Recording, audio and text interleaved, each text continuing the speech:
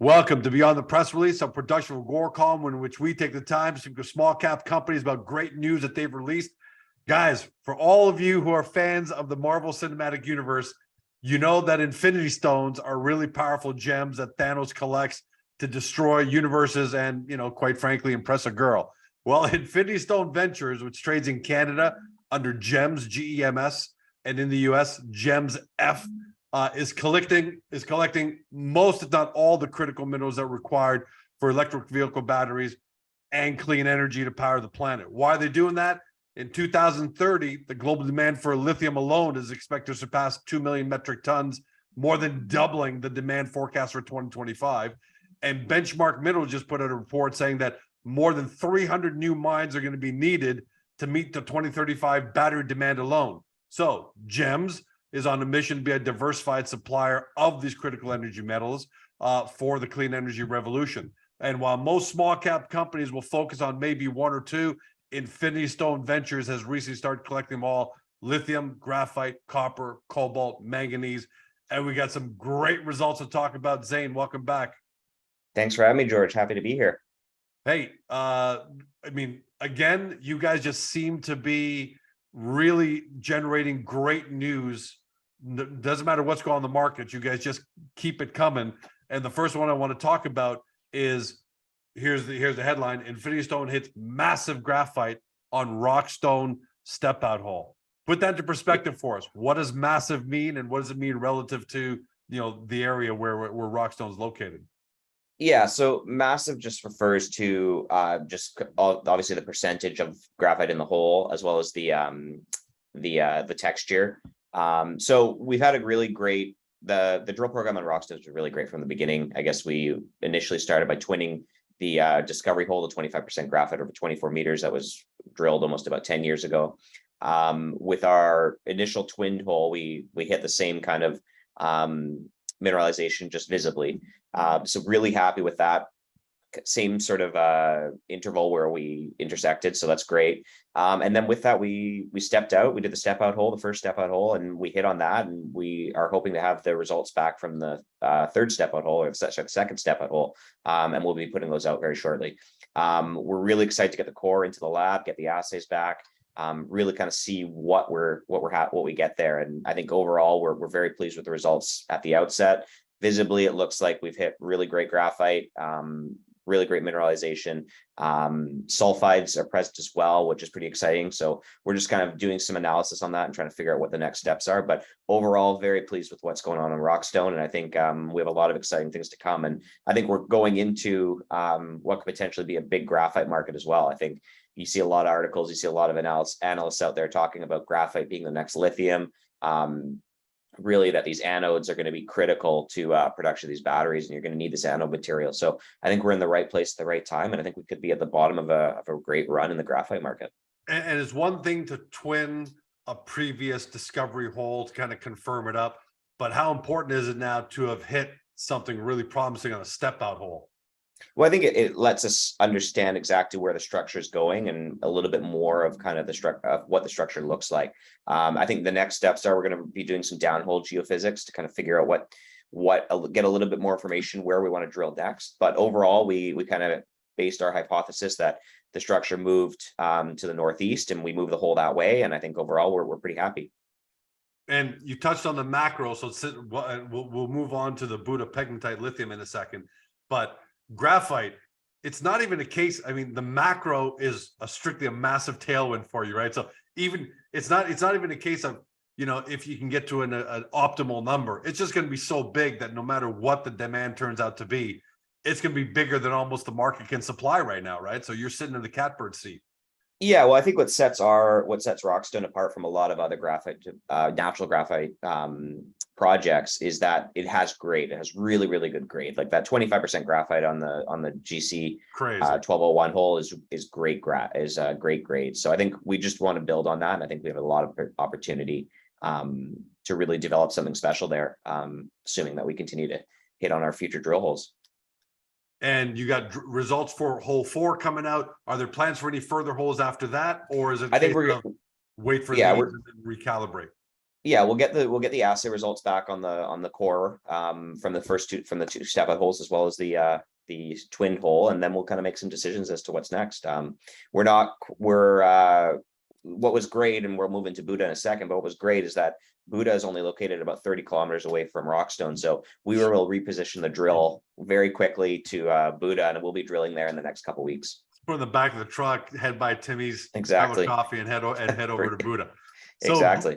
that's amazing. We'll get to Buddha in a second, but that's also a really big deal of what the value is behind Infinity Stone, right? That you guys have, it's not like you've got projects all over the world and there's no synergy at all, and you're chasing different geologies in different countries. You've got a big chunk of them are located right outside our front doors. Exactly. So these projects are right off the highway, Buddha and Rockstone. They're located only like 40 kilometers away from Thunder Bay, super close. So it just makes it really easy to operate, really cheap to operate. We had the drill team already mobilized. They want to pack up their drill and get it back to Quebec before Christmas. They said, well, why don't we just head out there right now and get the drill on the project, and we'll drill some holes before Christmas and go from there. So it's been really great. We're really happy with the team we're working with there. And we're just going to keep going. So the next headline is Infinity Stone discovers lithium. And by the way, if we just ended the interview there on the graphite, most investors would be like, that's great. All right, can't wait for the next ones. But you've got now on top of that, Infinity Stone discovers lithium at Buddha pegmatite project. You had some grab samples in there with some assays, like 367 parts per million of lithium, 2,090 parts per million of other elements. Put that in perspective for us, for a lot of us who aren't geologists. What do these numbers mean relative to what you expected? Yeah, so the two things that are important about those assay numbers, I think one, obviously having kind of anomalous lithium ppm is great. I think that suggests that there is some mineralization of lithium in the pegmatite, but the elevated rubidium numbers are equally as important. And that's because what it's helping us understand is that these pegmatites are LCT pegmatites that have mineralization, are fractured, so they will have all those different kinds of elements, and that just further increases the perspectability of them for lithium. So the elevated rubidium numbers suggest that they are truly like mineralized LCT pegmatites.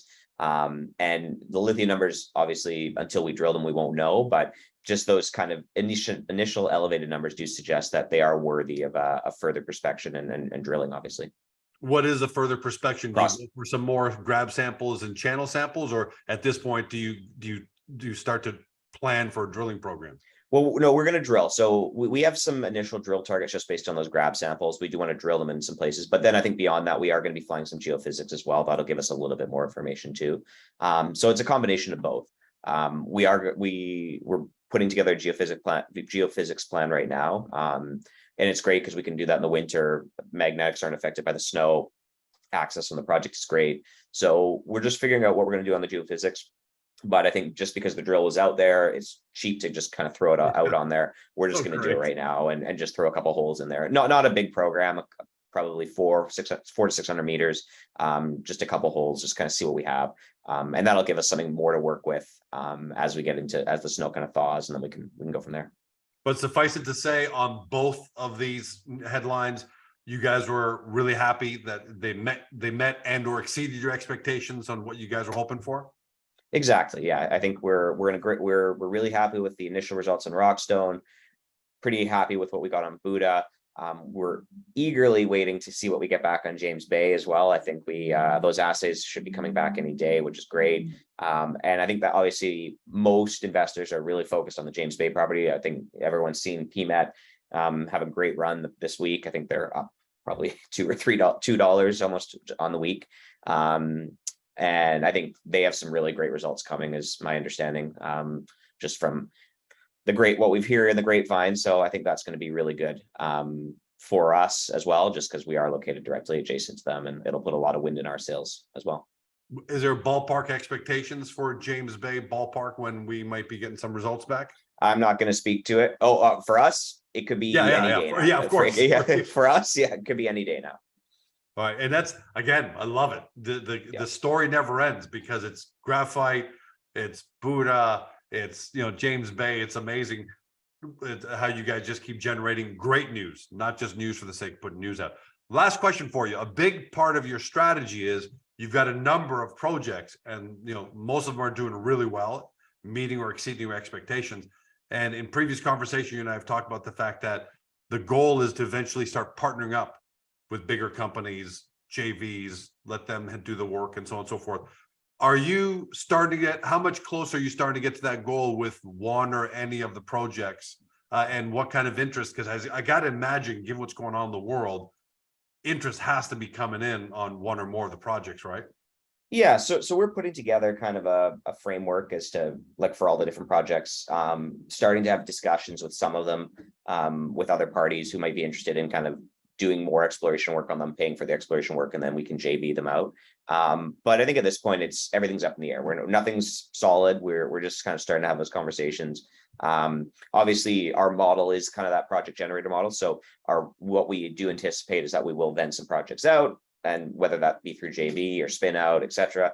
And then we're already looking at a kind of a pipeline of other projects that we can also bring into the company as well. So I think at this point, everything's on the table. We're just working all those pieces out, and there'll be a lot of kind of exciting things happening in the new year, as we kind of come out of this, as we wrap up towards the end of this year.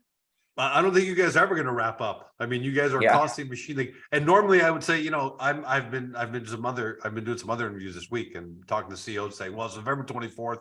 So we're probably not going to hear from you again before the new year. So give me your annual wrap up. But it sounds like we're going to be back on with you in a few days. So I guess we'll wait for that to talk about the one that everyone's waiting about. Yeah, very likely. Yeah. Congratulations, Zane. Thanks for joining us to give us a quick update, put all this in perspective, and continued success, man. Thanks, George. Really appreciate it. For everybody at home, you've been watching or you've been listening by podcast on Spotify, Google, Apple, your favorite podcast platform. To Zane Callion, the CEO and director over at Infinity Stone Ventures. The company trades in Canada under GEMS. What a great stock symbol, GEMS. And for our friends in the US, GEMS F.